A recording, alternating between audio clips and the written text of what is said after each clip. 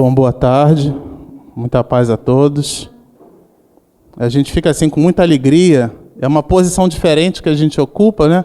Porque na TV ICEB, emprestando aí as nossas parcas possibilidades para o Instituto de Cultura Espírita, a gente realiza as nossas atividades divulgando para o Brasil e para o mundo, para o planeta, as atividades que acontecem aqui.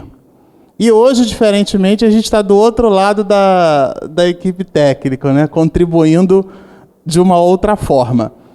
E na tarde de hoje, nós vamos conversar especificamente sobre, a gente vai dar uma palhinha sobre a história, a gente chamou assim, uma breve história sobre a tecnologia da informação.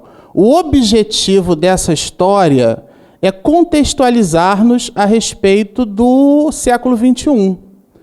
E a gente gosta bastante, como introito, de uma passagem na vida de um músico, de um grande músico, aonde ele encontra uma mulher, e ele à noite encontra a mulher, o céu completamente estrelado, e ele diz assim, nossa, a noite está belíssima. E a mulher então olha para ele e diz assim, pena que eu não possa enxergar. E ele se dá conta que ela é cega de nascença. E ele, tomado de compaixão, porque já estava ficando surdo e músico, imagina, era um sentido que para ele, um sentido vital. Ele, tomado de compaixão por conta disso, toma a mulher pelo braço, nunca havia visto, e leva a mulher para a casa dele. E diz assim, eu vou lhe mostrar uma noite de luar. Então abre a janela do seu quarto, onde estava ali repousado o seu piano de cauda, e uma luz trapezoidal beija o piano, ele olha para aquela abóbada celeste com aquela lua completamente prateada, né, pelo reflexo majestoso aí do brilho do sol. Ele então olha inspirado naquela visão, respira e compôs a música naquele instante, chamada Sonata ao Luar, de Ludwig van Beethoven. O que a gente quer trazer com isso? A música é muito bela, mas quando a gente entende a história por sobre a qual a música foi construída, ela fica mais bela ainda. E na vida tudo é assim. Quando a gente entende a história por sobre a qual as coisas foram feitas, foram construídas, existe uma beleza adicional. E é essa beleza que a gente pretende trazer, versando um pouco sobre a história da tecnologia da informação, aonde todos nós, no século XXI, estamos inseridos. Para conversar sobre ela, nós dividimos o nosso bate-papo, a nossa conversa, em 3 grandes partes. Primeiro, a gente vai fazer um rewind, uma espécie de visão ampliada, e, de fato, quando a gente estende muito, tudo que a gente ganha em superfície, né, perde-se um pouco em profundidade. Então, na faculdade, eu tive um amigo que estudou na AMAN, e ele dizia assim, o oficial sai do exército com um oceano de conhecimentos, mas com um palmo de profundidade. Então, de maneira que depois ele vai se especializando. O que a gente vai fazer na tarde de hoje é dar essa visão não especializada, mas buscar estender um pouco o espectro da nossa observação a respeito da tecnologia da informação, nesse primeiro item que a gente chamou assim timidamente de um pouco da história de TI, um pouco da história de tecnologia da informação. Depois nós vamos buscar, a despeito de discutir essa história, contextualizar o Brasil dentro da tecnologia da informação. E a gente costuma dizer assim, como o nosso ambiente, o nosso instituto, é um instituto de cultura espírita, importante que, por mais que o tema seja um tema, exatamente um tema técnico ou tecnológico, que façamos um enlace com o aspecto doutrinário. Então, o último item do nosso bate-papo na tarde de hoje é estabelecer algumas reflexões a respeito da importância da tecnologia da informação no que diz respeito ao espiritismo. Bom, já de início a gente consegue assim, perceber que na história da humanidade, o homem, quando ele começou a viver, a deixar de ser nômade, né? E a viver em sociedade, seja pela necessidade do plantio, seja pela necessidade de estabelecer vínculos familiares, ele necessitou da comunicação. Então, fundamentalmente, a comunicação é o eixo por sobre o qual nós construímos a nossa história tecnológica. Então, as civilizações passaram umas para as outras o seu conhecimento através da comunicação. Sem a comunicação, não há como estabelecer uma continuidade de tudo aquilo que uma civilização anterior aprendeu ou aprendeu. Comunicação é o eixo central. A gente nota assim, que há aproximadamente 4.000 anos antes de Cristo, alguns historiadores colocam datas diferentes, variando para mais ou para menos. A gente colocou um tiozinho ali de aproximadamente, não importa, aproximadamente há 4.000 anos antes de Cristo, é a época então que a gente demarca aí o fim da pré-história e começa o início da história. A pré-história é importante para entendermos como é que a gente começou a se comunicar. Então, o homem, no início, como é que ele fazia? Ele grunhia, não falava, não organizava a laringe de uma maneira a exprimir sons de forma que se estabelecessem códigos que fossem compreendidos por todos. Então, esses códigos eram, na verdade, construídos de que forma? Através de desenhos. O homem, então, pintava com argila, com pigmentos. A gente vai observar isso bastante. E essas eram formas de expressão. Depois ele precisou estabelecer a época do plantio, a época das colheitas, contar períodos, e nós, então, passávamos a usar as mãos. Usando os 10 dedos das mãos, surgiu, então, o sistema decimal. O homem passou a usar os instrumentos que ele possuía, até que, efetivamente, ele começou a organizar a fala. E a gente observa o aparecimento da escrita como sendo um marco muito significativo. A escrita, ela, na verdade, pela definição que está ali, ela consiste, na utilização de sinais, de símbolos, para exprimir as ideias humanas. Esse conceito da escrita através de símbolos, ele é muito importante porque o símbolo, para nós, que tem relação do binômio significado e significante, ele estabelece princípios e conceitos muito importantes a respeito da comunicação. Quando eu era criança, às vezes a minha avó só olhava para mim, eu não precisava falar muito. E eu já entendia. Então, aquele olhar tinha ali um significado. As outras pessoas podiam não entender o olhar, mas eu, criança peralta, que estava ali fazendo a bobagem, eu entendia direitinho o que é que minha avó queria dizer. E a despeito da comunicação é importante porque as técnicas de comunicação, elas são fundamentais para o bom relacionamento. Para a gente tangibilizar isso de uma forma bem expressiva, os psicólogos, de uma maneira geral, dizem assim, que todo pai opressor tem filho mentiroso. Então, se seu filho disser assim, pai, ele teve uma aventura na escola e fez uso de bebida alcoólica, um exemplo. E aí você precisa orientar. E o filho traz essa informação, e você vai e bate nele. Nunca mais ele te conta nada. Porque o amiguinho da escola não vai bater no seu filho. É óbvio que não é você acolher o decesso, não é isso. Mas é estabelecer uma abordagem através de um vínculo. E nesse aspecto a comunicação fala muito. Porque o mais importante não é aquilo que a gente diz, é a maneira como nós falamos. Entender a linguagem, a expressão dos sinais, porque a comunicação ela não acontece tão somente através da fala. Existem outras formas, e nessas formas a gente vê implícito ali, carregado, instrumentos como significantes, que produzem, então, para nós, significados diferentes. Continuando, a gente observa assim, que há 3.000 anos antes de Cristo surgiu o que a gente chama de sinal de fumaça. As tribos indígenas distantes, muito distantes, um dos grandes desafios do homem, no início da sua história, era justamente estabelecer comunicação a grandes distâncias. Porque através do grunhido, através da fala, da escrita, essa comunicação se dava de perto.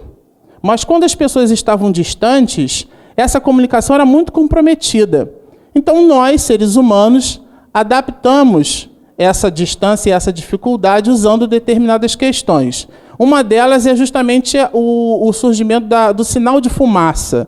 Eu, às vezes, no trabalho, costumo até brincar e digo assim, eu vou fazer um sinal de fumaça para você. É a presença ou ausência de fumaça, e aquela presença ou aquela ausência era um código combinado entre eles. Então, através daquele código combinado, então a mensagem ela acontecia.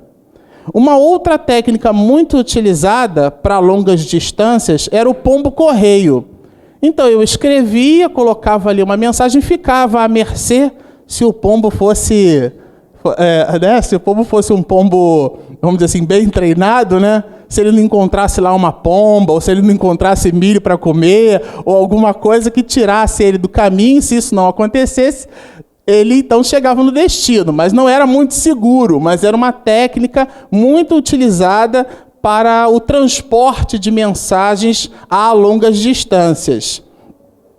Um outro fato interessante também na história da humanidade que vale ressaltar é o surgimento do jornal. Depois, a tipografia ela desenvolveu técnicas fabulosas. Até a Casa da Moeda do Brasil tem uma tecnologia maravilhosa. O dinheiro que é fabricado, a cédula e até mesmo o nosso passaporte, se a gente observar, existem ali microimpressões. A gente não olha, a olho nu a gente não consegue perceber. Mas quando a gente olha aquela linha, através de uma lente de aumento, a gente observa que existe uma mensagem escrita ali e é uma forma bem sofisticada. Um outro fato também igualmente interessante da história da humanidade é o surgimento do código Morse, que é uma evolução lá daquele primeiro sinal de fumaça que a gente viu. É a presença ou ausência de pulso. E o código Morse, ele realmente estabelece assim, o início de uma série de outros avanços, porque, de fato, é a primeira vez que a gente consegue, de maneira eficiente, porque o sinal de fumaça, a fumaça podia se dissipar. O pombo podia fugir e a mensagem não chegava. Mas o pulso elétrico a distâncias, a quilômetros de distância, esse realmente acontecia. Então a mensagem chegava no destino. E a questão da mensagem sem entropia, ou seja, sem ruído, ela passou então a não acontecer, porque a mensagem chegava no destino, tal como a origem. Essa questão da entropia e do ruído, ela é bem interessante porque, assim, na comunicação de um modo geral, a gente observa entropia às vezes, né? Para tangibilizar isso, a gente vai dar um exemplo. Uma casa espírita que tenha palestras públicas. É muito comum que alguns de nós, oradores, a gente então, na hora que vai falar sobre uma determinada temática, a gente vai falar sobre o corpo espiritual. Então a gente usa a expressão perispírito. Porque o perispírito, mas as pessoas não sabem o que é perispírito, somente aquelas que estão vindo pela primeira vez. Um exemplo. Mas se eu explico que o professor Rivá, que estudava em Verdun, na Suíça, Pestalozzi, gostava de dar ali atividades extracurriculares, e o professor Rivá gostava muito de botânica. Então ele se apropriou daquela película que reveste a semente, chamada perisperma, e cunhou ali metaforicamente uma expressão que nós, no meio espírita, então nos valemos dela, para a gente explicar. Então a gente chama de perispírito, é o corpo que envolve o espírito. Mas se eu não explico, a comunicação não se faz. E é muito importante, a comunicação ela é uma mensagem que parte do emissor para o receptor. A responsabilidade da mensagem é sempre do emissor, nunca do receptor. Então, se eu digo algo aqui, se eu uso uma palavra que vocês não entendem, uma palavra técnica, eu preciso traduzir a palavra, e eu não me faço entender, a responsabilidade é minha, de quem emite a mensagem, e não de quem recebe a mensagem. E as mais das vezes a gente observa as pessoas dizerem assim, mas eu digo para ela ou para ele não entende, ou ela não entende. Bom, experimente dizer no nível de percepção do outro. E aí já existe até um movimento implícito aí da gente sair de nós mesmos, dos nossos valores, e tentar então perceber os valores alheios. Um outro fato interessante a respeito, dentro desse eixo da história da comunicação, é que em 1900 surge a primeira invenção igualmente inovadora, ligada à transmissão para grandes distâncias, que é o rádio. O rádio foi o grande boom. A partir daí, então, transmitir voz a grandes distâncias, comunicar fatos a grandes distâncias, quase que em tempo real, foi um feito enorme na história da humanidade. Trouxe para nós possibilidades assim estupendas. De nós, é obviamente que o rádio ele teve uma utilização muito grande no meio militar, mas como tudo na história da humanidade, foi amplamente difundido na sociedade civil. Existe uma polêmica a respeito desse assunto, e a gente quis trazer só para que ficasse registrado. Nós costumávamos atribuir a invenção do telefone a Alexander Graham Bell. Mas, na verdade, não foi Graham Bell quem inventou o telefone. Foi um italiano, né? Foi o Morse que inventou o telefone. Só que, e é um fato até curioso, porque ele era um cientista e ele ficava trabalhando no andar de cima e a esposa dele doente no andar de baixo. E eles tinham dificuldade de comunicação. Então ele ficou pensando numa forma, num instrumento, num meio de se comunicar com a mulher sem que ele precisasse descer toda hora e ela com dificuldade de locomoção, sem que ela precisasse buscar o marido. Ele então inventa o telefone e vende a patente para Graham Bell. Depois, os Estados Unidos, em 1992, eles atribuíram a Morse a propriedade intelectual da invenção do telefone, mas como foi Graham Bell quem construiu a primeira companhia de telefonia nos Estados Unidos, então a gente conhece a invenção, atribui a invenção do telefone a Alexander Graham Bell. Para nós aqui no Brasil, em 1950 chega a televisão no Brasil e ela surge, a invenção da televisão, que também é um outro marco significativo na história da humanidade, em 1924. Ela chega aqui para nós em 1950 em PB. Tem aqueles que usavam, Regina que me conta essa história daí, né? Que as pessoas botavam um papel celofane para poder enxergar colorido, né? Porque os primeiros televisores eram preto e branco. A gente diz PB, quer dizer, preto e branco, né?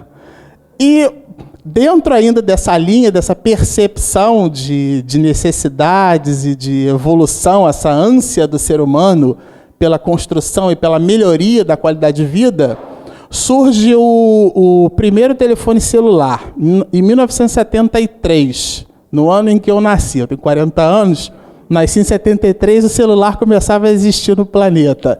Só que observem aquelas imagens ali. A gente vai ver um homem ao telefone. Olha o tamanho daquele telefone celular. Olha aquilo. Aquele desenho ali do meio, aquele caixote de madeira ali, aquilo ali era um telefone portátil, gente.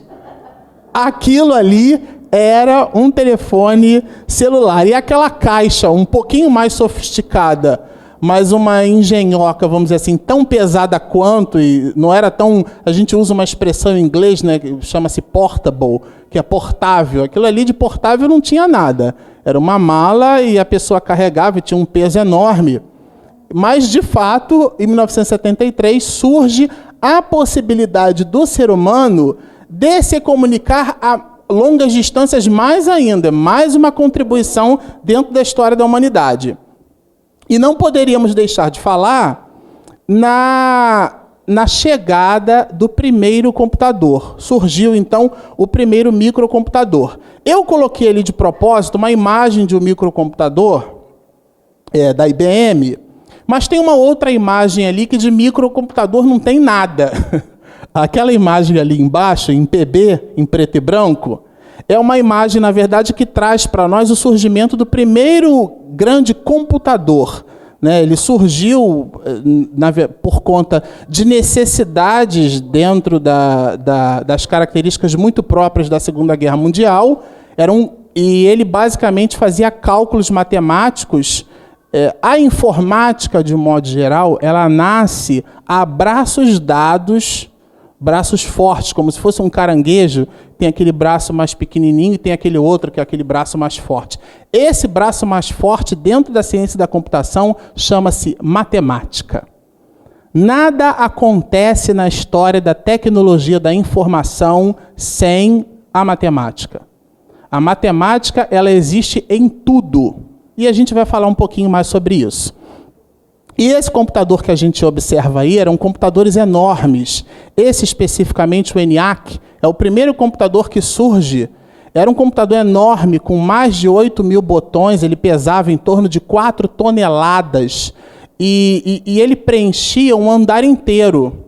Até a expressão bug, que é um inseto, ele é atribuído, é muito comum, é muito utilizada dentro da área de TI, de tecnologia da informação, porque quando o inseto entrava num circuito eletrônico daqueles lá, eletroeletrônico, ele promovia um curto. E esse curto gerava um defeito nesse equipamento enorme e as pessoas entravam, como a gente entra hoje no nosso quarto para atender as nossas necessidades. E naquela época, eram assim que eram os computadores, gigantescos, e até que ele achava ali o lugar onde estava o bug, e retirava o bug, ou seja, retirava aquele inseto, e os defeitos computacionais, que hoje não são mais esses, ficaram com esse nome, uma espécie de recordação àquela época. Mas a corrida espacial, a necessidade do homem, o homem queria alcançar grandes distâncias, desde da sua necessidade de se comunicar a longas distâncias, ele olhava o tempo inteiro para o céu. Então, daí agora ele queria visitar outras regiões. E a Lua, aquele satélite iluminado, ele queria visitar a Lua, nós seres humanos. E essa viagem espacial ela é muito importante dentro da história da tecnologia da informação, porque ela traz para nós, ela nos mostra, essa viagem espacial, uma contribuição enorme, principalmente da eletrônica. Além da matemática, a eletrônica ela conseguiu transformar o que antes era muito grande, que eram as válvulas eletrônicas, em equipamentos muito pequenos e com o mesmo poder. Então, os transistores surgiram justamente miniaturizando o que era grandão, passou a ser pequeno e com um grau de eficiência muito maior. Então, a escala disso ficou numa proporção que a gente não pode nem calcular. À época, a descoberta disso, as possibilidades que o transistor trazia, porque, de fato, os equipamentos, para serem construídos, eles necessitavam de espaço, de muita mão de obra. Algumas coisas eram feitas de forma não automatizada, mas manual, muito manualizado. Então, não existia.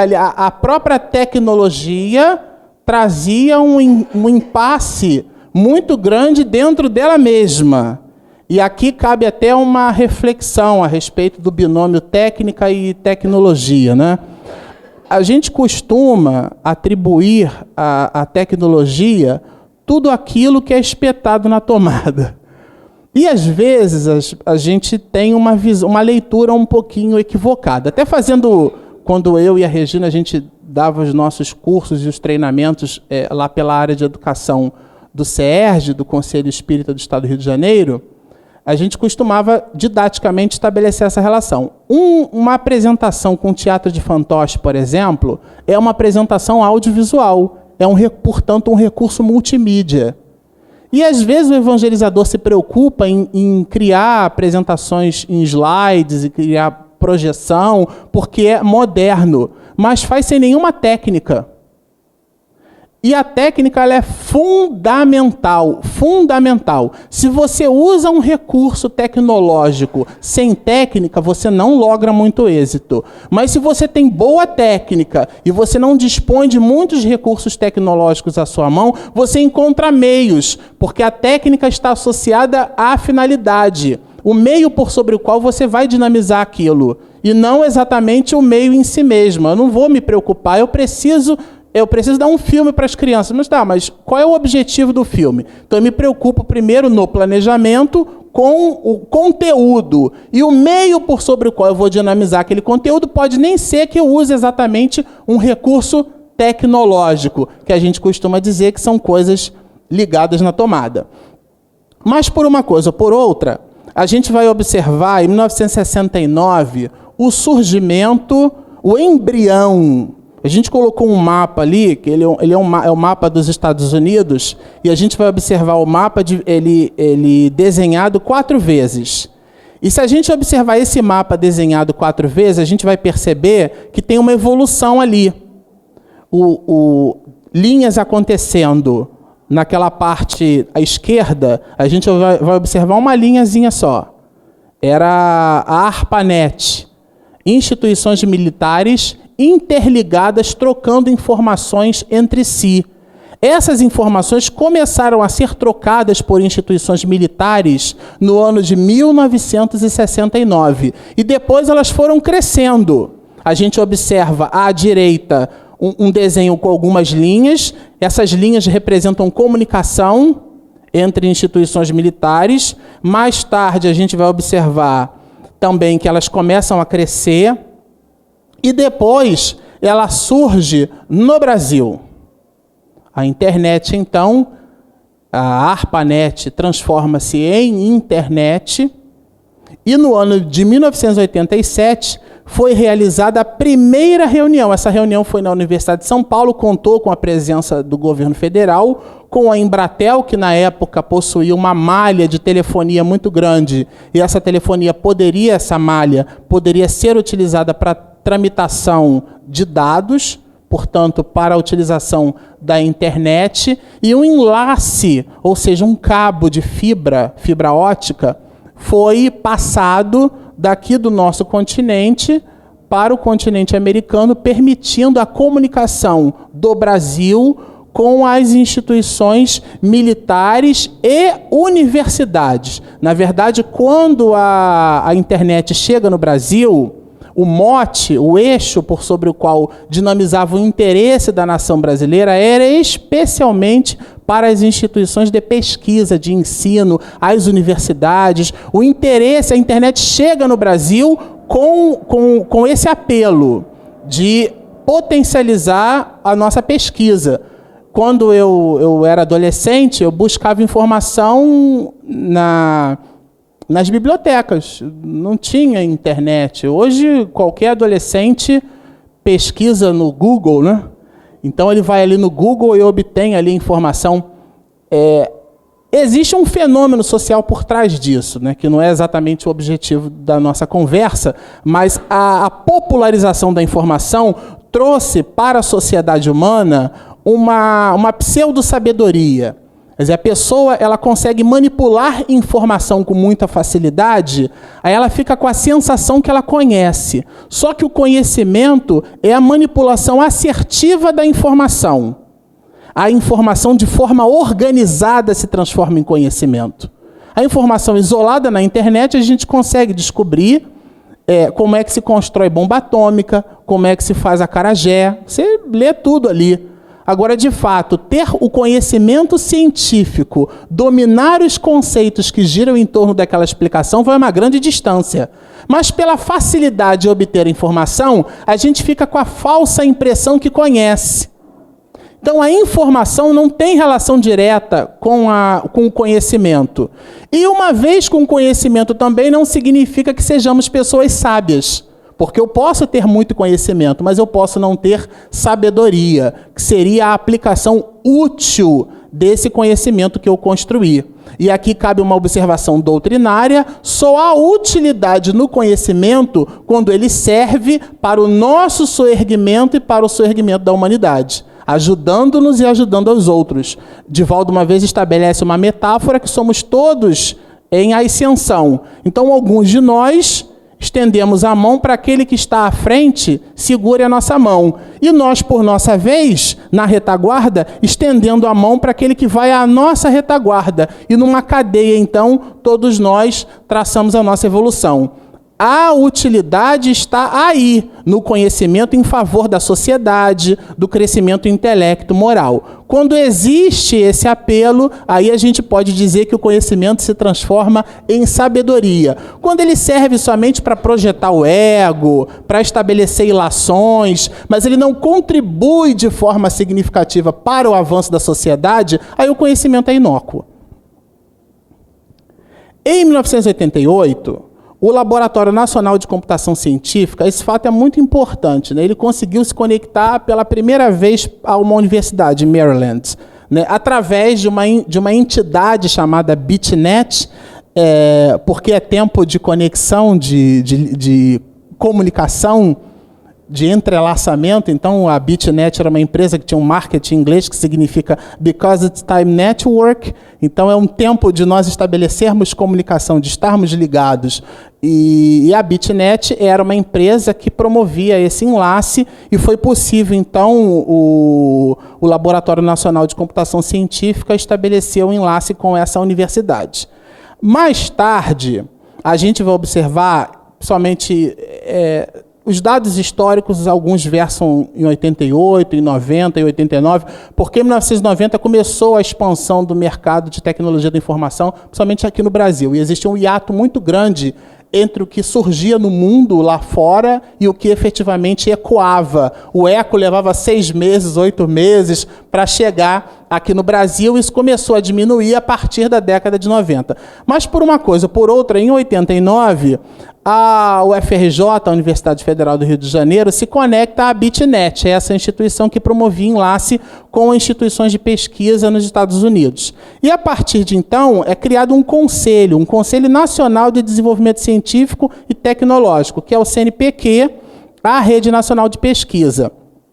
A RNP, até a Regina fez parte da RNP, né, meu bem?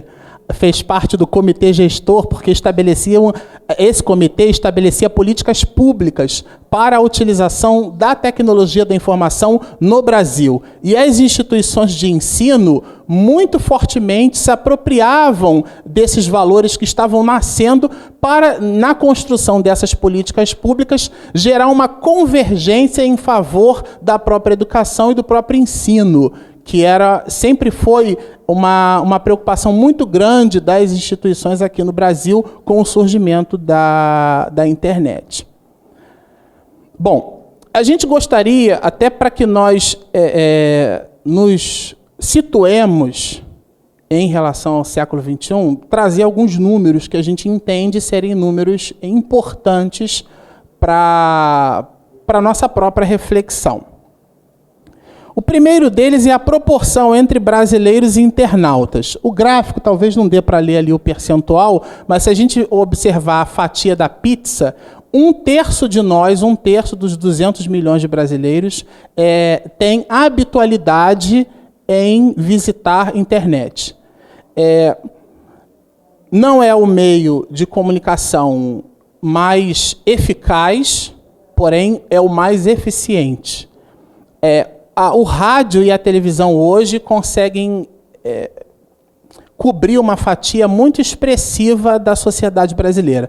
Principalmente porque o acesso à internet, ele ainda tem algumas oportunidades para as outras classes da sociedade. A gente costuma separar a sociedade pelo poder aquisitivo, pelo poder de endividamento e de compra. Então, esse poder de endividamento classifica as sociedades em números, em letras, né? Então, a classe A, a classe B, classe C e a classe D e E, que é, então, aquela classe formada por pessoas com menos possibilidades financeiras. Essa classe D e E se vê, no Brasil, bastante prejudicada, e a gente vai observar, nesse gráfico que a gente mostra, a utilização da internet, não pelas classes D e E, que a gente vai mostrar mais adiante, mas a utilização da internet por aquela fatia de 1/3. 1/3 da população brasileira. Esses números eles mostram assim: aquele pedaço da pizza, né, separada aí, e azul, ela mostra o conjunto de pessoas que estão na internet pelo menos 4 vezes por semana. O que está em vermelho mostra as pessoas que estão ali em vermelho 4 vezes por semana. Esses que estão em azul, ele mostra diariamente. A pessoa está diariamente na internet. O verde limão, homem não conhece muita cor. Eu acho que aquilo ali é verde limão, minha esposa vai dizer que é verde água, verde bebê. É um verde. Bom, o que está ali em verde 2 vezes por semana e em roxo 1 vez por semana, que seria algo em torno de 18%. Mas por uma coisa ou por outra, é importante a gente observar que 1/3 da sociedade brasileira visita com alguma regularidade a internet. Agora, comentávamos sobre as classes D e E. Aquela fatia, aquela porção da fatia em vermelho ali mostra 10% da população brasileira, que está enquadrada nesse perfil, nessas 2 classes. Desse perfil, dessa quantidade, ou seja, 10% da população, então, em relação à utilização da tecnologia da informação, que representam 10%, 0,6% estão através das lan houses, de outras formas, porque daí elas não têm computadores em casa, né? Então buscam na escola, em outras formas que a sociedade, que o governo oferece para que elas então acessem a internet, e esse acesso significa 0,6%. Portanto, como estratégia de divulgação, se quisermos alcançar essas pessoas, a internet não é um bom instrumento. Existem outros instrumentos mais eficazes. Então, se quisermos alcançar a sociedade brasileira através da internet, investindo bastante na internet, a gente vai alcançar aquela outra fatia. A classe A, a classe B, a classe D e E especificamente, a gente alcançaria, então, de outras formas. Esse trecho, a gente pretende aqui dar uma visão assim, da internet no mundo, né? A quantidade de usuários, ela dobra. E a gente tem uma previsão de chegar ao final de 2013 com 2 bilhões de pessoas acessando a internet. Então, o primeiro quadro que a gente mostrou foi a fotografia do Brasil, mas ela não se aplica ao mundo. Quando a gente coloca um conteúdo na internet, não estamos colocando conteúdo para o Brasil, é para o mundo, é para o planeta inteiro. Nesse momento, o ICEB, e regularmente o ICEB, transmite as suas atividades pela internet. Quando ele assim o faz, ele não atinge as pessoas que estão aqui tão somente. O mundo hoje é globalizado. Se quisermos fazer o que a gente chama de broadcast, se quisermos propagar em larga escala a nossa informação, dinamizando-a em conhecimento útil para os outros, precisamos utilizar os instrumentos de comunicação, mais especificamente os instrumentos de massa. E a internet é um instrumento de massa. Apresenta ainda algumas oportunidades no Brasil, mas no planeta é diferente. Então imaginemos que nesse momento a gente oferece condição para quase 2 bilhões de pessoas estarem assistindo o conteúdo do ICEB. Quando um palestrante vem aqui e a gente grava uma videoaula dele, a gente posta no canal do YouTube, porque o ICEB tem um canal no YouTube, nós ampliamos isso numa escala que a gente não pode imaginar. Porque o conceito de ouvinte é muito forte. Às vezes a gente tem um ponto de presença ali, mas naquele momento tem 4, 5 pessoas, tem uma família inteira assistindo uma palestra do ICEB. Quando o ICEB vai para Goiânia realizar as suas atividades, ele cobre a transmissão do Congresso de Goiânia, e fizemos isso o ano passado e esse ano também. Lá em Goiânia, como é que as casas espíritas fazem? Aquelas que não podem estar no Congresso, elas criam instrumentos, pegam um computador, colocam o computador com um projetor de multimídia e 10, 15, 20 pessoas ficam assistindo as palestras. Nós registramos um ponto de presença, mas naquela instituição tem então 20 pessoas assistindo. E de fato, quando a gente olha as estatísticas, né, a gente transmite para 18 mil, 20 mil pessoas, daquelas 20 mil espalhadas pelo planeta, daquelas 20 mil, 8.700 pessoas são só de Goiânia. Ou seja, as pessoas daquele estado que por dificuldades que tais de deslocamento, elas então assistem o trabalho pela internet. Isso tem uma dimensão que a gente consegue tangibilizar por números, mas calcular o benefício espiritual que isso gera, a gente realmente, muito embora a despeito de estar envolvido, a gente não consegue dimensionar de fato, até porque esse planejamento estratégico, ele não nos pertence. Ele pertence ao plano espiritual superior. Se a gente observar, todas as grandes revelações vieram na face da Terra através de instrumentos de divulgação. Desde os primeiros seres vivos, procariotes, eucariotes, com ou sem estrutura nuclear pré-definida, que eles se comunicavam fisicoquimicamente, através de mensagem, através da presença ou ausência de calor, não importa. Desde essa época até o surgimento do homem na face da Terra e, por exemplo, a presença da primeira revelação através do Decálogo, que veio por Moisés pela escrita direta na pedra, portanto, uma forma de comunicação. Jesus, quando esteve entre nós, comunicou-se. E a comunicação, como a gente comentou anteriormente, não é aquela comunicação formal, porque Amélia Rodrigues diz para nós que Jesus, quando olhava uma criatura, invadia os escaninhos mais profundos da alma daquele ser, porque conhecia as suas necessidades. E Jesus se comunicava dentro daquele princípio da comunicação que comentávamos anteriormente.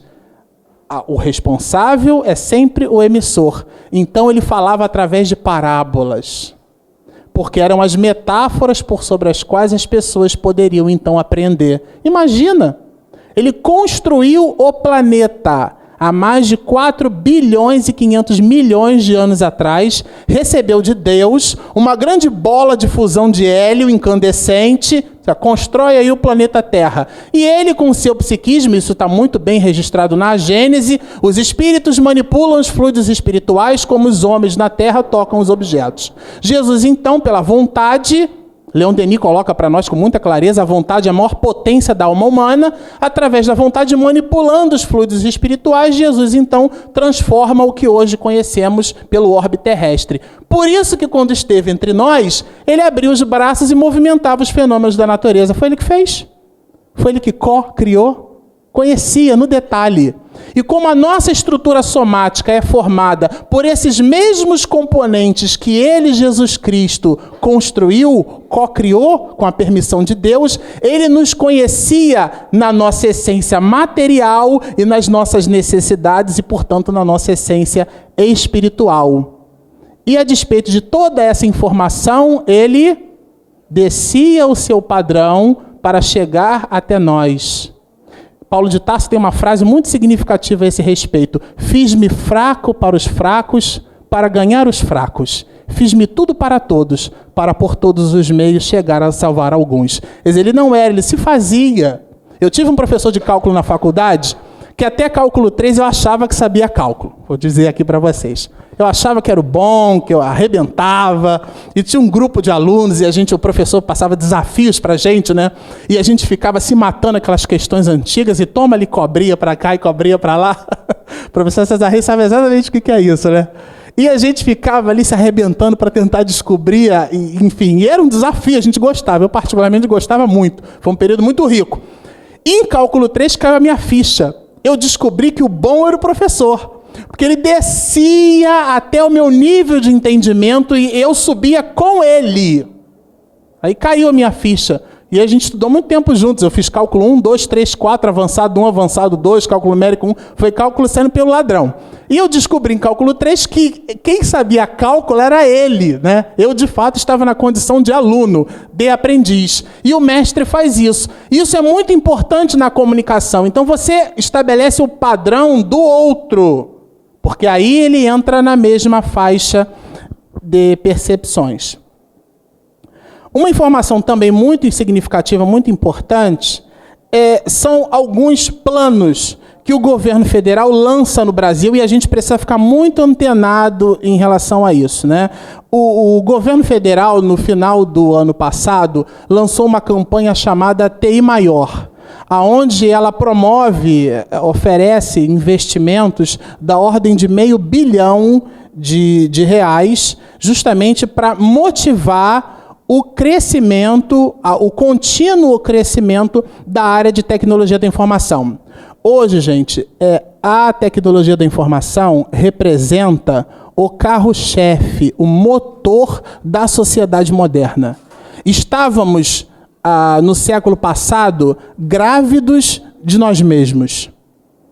Hoje, o novo filho que surge, esse filho tecnológico, ele tem outras necessidades.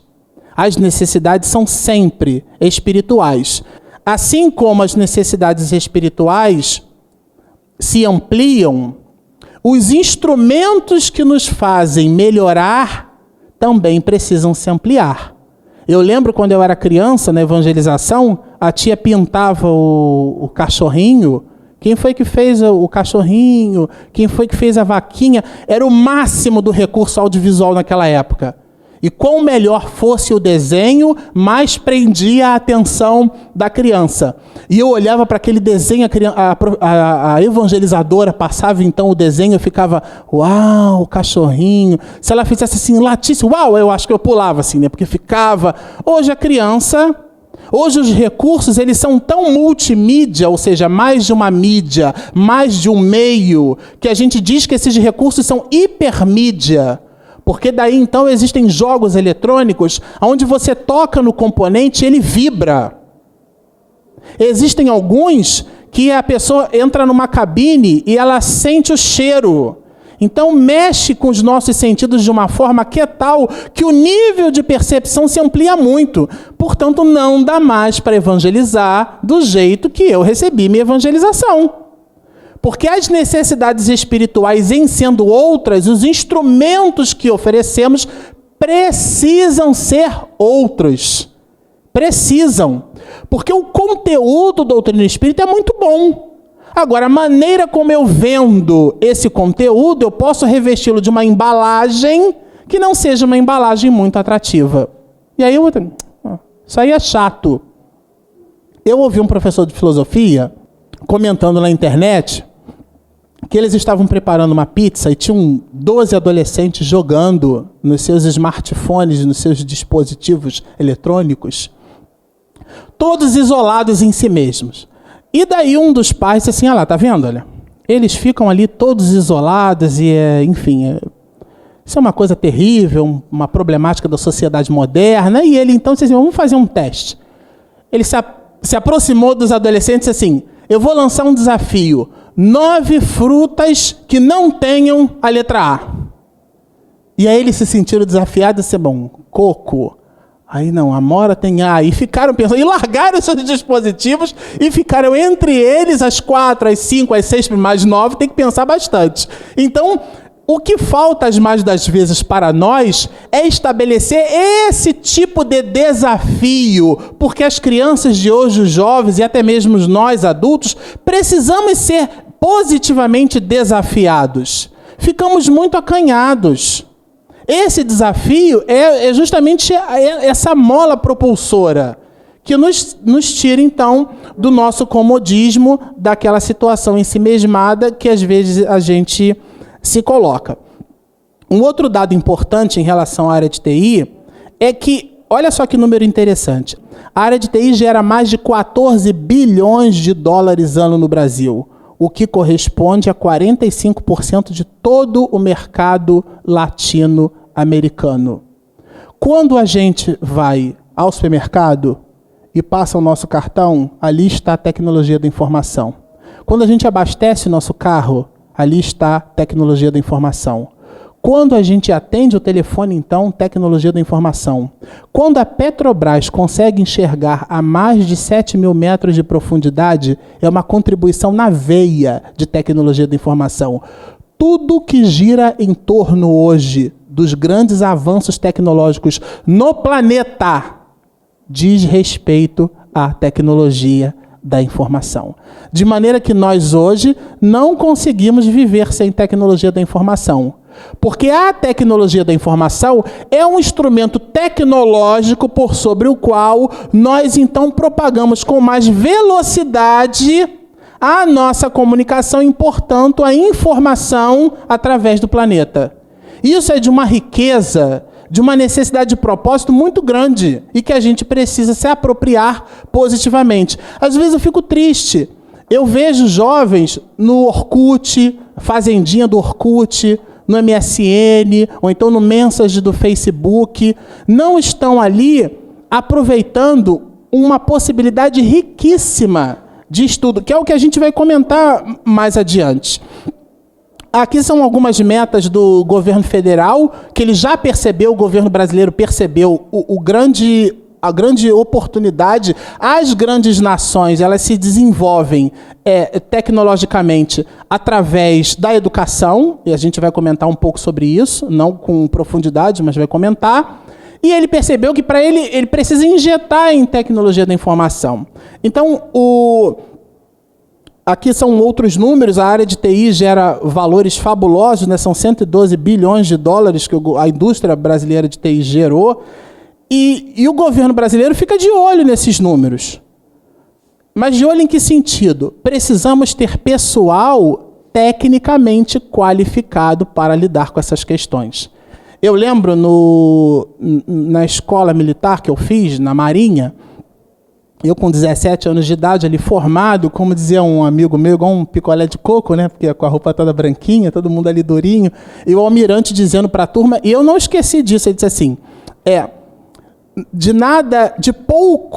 de pouco êxito teremos na Marinha se comprarmos equipamentos sofisticadíssimos, se não capacitarmos o seu pessoal para bem operá-los.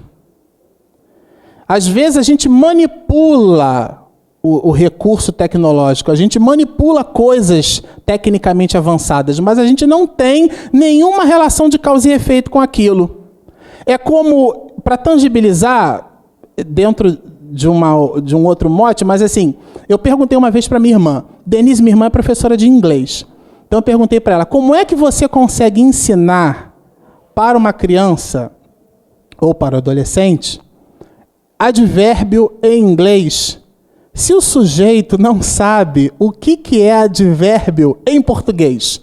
E aí você parte, me ocorreu agora aqui, a definição de advérbio. É uma palavra invariável que modifica o adjetivo, o verbo e o, portanto, o próprio advérbio. Aí a gente cai num outro problema, que ele não sabe o que é adjetivo, não sabe o que é verbo, então, portanto, ele não vai saber o que é advérbio. Ele acha, terminou com AR, amar é verbo. Aí eu digo assim, o amar faz bem. Deixou de ser verbo, passou a ser substantivo. Então, se eu não entendo classe de palavras, eu não consigo continuar o meu processo. Isso é muito comum, inclusive, na área da matemática.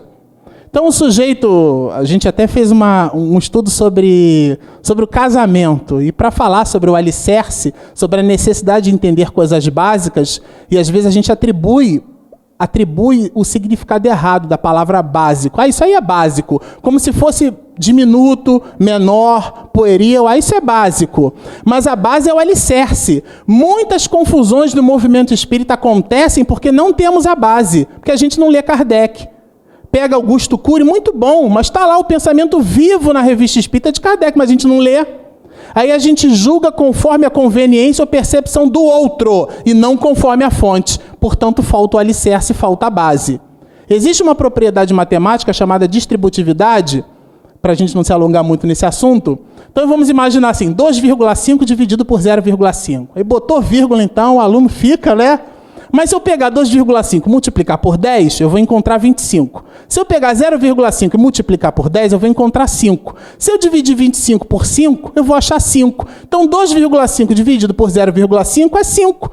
E o conceito é um conceito simples. Aí ele vai para a universidade, às vezes cursa engenharia, e tem dificuldades que são básicas, que são fundamentais. Essas necessidades fundamentais a gente observa no mercado de trabalho. Falta emprego, falta mão de obra qualificada. Aliás, não falta mão de obra, porque hoje ninguém quer mais a mão de ninguém. Hoje você quer o poder criativo das pessoas, porque o século XXI, se ele tem uma palavra, chama-se inovação. A capacidade de inovar, de fazer diferente, de criar conceitos novos, em cima de alicerces muito bem construídos, que são esses fundamentos a que a gente se referiu. Então não tem como. No século XXI, eu preciso crescer, eu preciso inovar, eu preciso usar os instrumentos que estão à minha mão.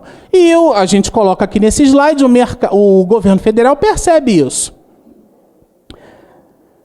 Comentávamos anteriormente, o eixo central do grande avanço da tecnologia da informação e os avanços tecnológicos de modo geral são, então, portanto, a educação.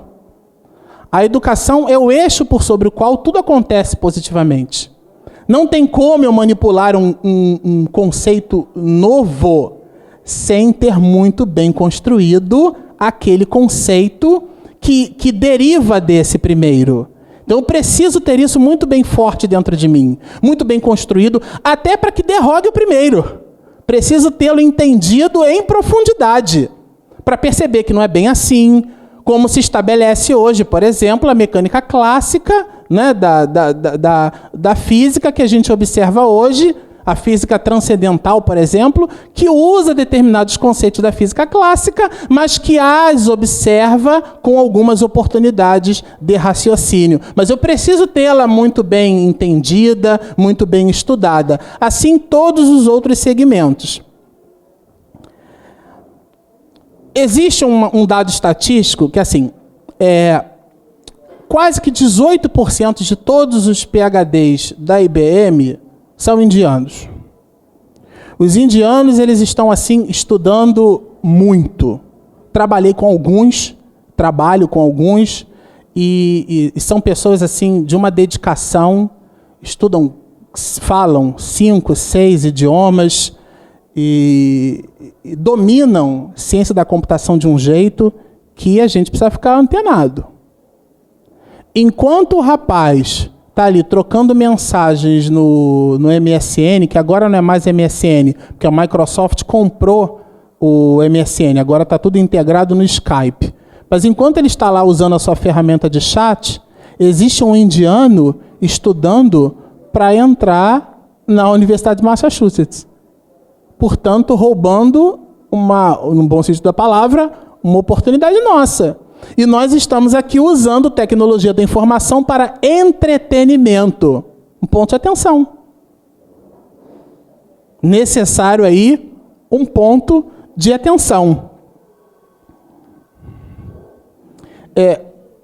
Ainda em cima das oportunidades, a gente vai observar assim, existe um plano do governo federal, que é Ciência Sem Fronteiras, que ela possibilita o jovem universitário a ingressar em universidades públicas fora do Brasil. Então, se ele utiliza a tecnologia da informação, convergindo essa utilização para o seu crescimento pessoal, ele tem muitas possibilidades. E existem muitos de olho nisso. Então é mais um recado para os jovens. No lugar de ficar no Facebook postando foto que foi para a casa do amigo e o cachorro estava brincando com a bola, se liga. O século XXI tem outros desafios. É como se fosse um talento que a gente recebesse. A gente conhece muito bem essa história. Então eu recebo de Deus um talento, eu enterro aquele talento, eu devolvo o talento na mesma proporção em que eu recebi. Eu não o multiplico. A necessidade, então, de multiplicarmos esses talentos. Por esse motivo, como mensagem final para a nossa própria reflexão, a Joana de Ângeles traz para nós, em relação ao poder, e o conhecimento hoje é um instrumento de poder na face da Terra, ela dá para nós o seguinte recado: o poder é ferramenta neutra. O poder é neutro. A aplicação que lhe é dada corresponde pelos efeitos que produz. Então, os instrumentos tecnológicos estão aí, à nossa disposição. O que fizermos dele é que vai determinar a nossa ascensão ou a nossa oportunidade de soerguimento lá na frente. É um instrumento neutro. Ah, mas a televisão, a internet polui? Não. Depende de como eu utilizo. O instrumento em si mesmo, ele é neutro. É óbvio, assim como a indústria fonográfica teve um crescimento muito grande, infelizmente, através da pornografia, Existe um conteúdo muito grande pornográfico circulando na internet. E os pais devem prestar atenção no que os seus filhos estão, então, visitando, assistindo, lendo e tomando conhecimento. Mas não significa que devamos cercear, devamos controlar. A internet, os recursos tecnológicos, eles são neutros. Eu posso utilizá-los muito e devo utilizá-los positivamente. Mas eu preciso colocar o trem no trilho. São oportunidades para a nossa transformação moral. E por último, deixamos o recado que está no Evangelho segundo o Espiritismo, que vem bem a calhar na utilização dos recursos tecnológicos, aonde a gente lê o seguinte: reconhece-se o verdadeiro espírita pela sua transformação moral. A utilização dos recursos tecnológicos como instrumento de renovação, porque no momento em que eu conheço, eu me liberto. A doutrina espírita traz para nós os artigos de fé, não como artigos religiosos, mas onde o raciocínio nos faz discernir uma coisa da outra. Fé inabalável só é a que pode enfrentar a razão frente a frente em todas as épocas da humanidade. Portanto, é a nossa ligação com Deus através de um processo racional, conduzindo-nos a uma transformação moral. E por último, e pelos esforços que emprega ou que faz por domar as suas inclinações mais. Muito obrigado, muita paz a todos. Bom, Marcelo, gostei muito aí vê-lo aí na informática, realmente inclusive Emmanuel dizia, né, que a maior caridade que você pode fazer com o Espiritismo é a sua divulgação. Agora eu queria que você colocasse aí, dada a importância, a diferença, se é que você acha que tem diferença, entre informação e conhecimento. Didaticamente, o que a gente pode dizer é o seguinte, para ficar fácil a nossa compreensão. A informação, ela é a menor porção do dado. Ou seja, ela é o conhecimento dividido em partes. Então eu preciso primeiro entender que a multiplicação é uma sucessão de somas. E inicialmente, por esse mesmo motivo, eu preciso entender os instrumentos por sobre os quais a soma se dá.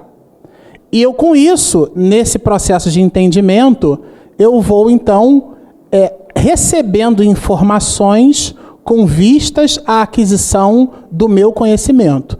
Como a gente comentava anteriormente, a sociedade moderna, às vezes a gente precisa ter um pouco de cuidado com isso. Se eu chego no Google, por exemplo, eu coloco a palavra arco voltaico, eu posso encontrar ali uma propriedade em física, mas eu também posso encontrar ali um personagem do X-Men. Então eu preciso ter informações preliminares até para que eu possa pesquisar de verdade, porque senão eu fico com uma visão equivocada daquele conceito. Então a informação ela é importante, mas ela é uma porção do dado com vistas ao conhecimento. Marcelo, você está de parabéns pelo esse pronunciamento. E eu jamais podia imaginar que você ia citar o pessoal indiano.